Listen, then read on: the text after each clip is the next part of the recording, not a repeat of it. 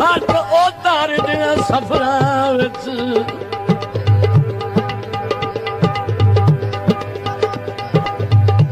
ਉਹ ਧਾਰਦੇ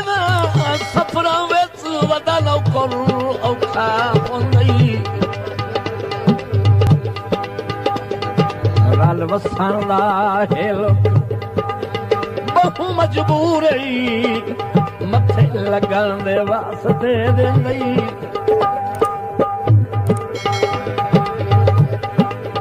ਤੇਰੇ ਛੋਰੇ ਦਰਦ ਨੂੰ ਇੰਜ ਕਰ ਸੱਟਿਆ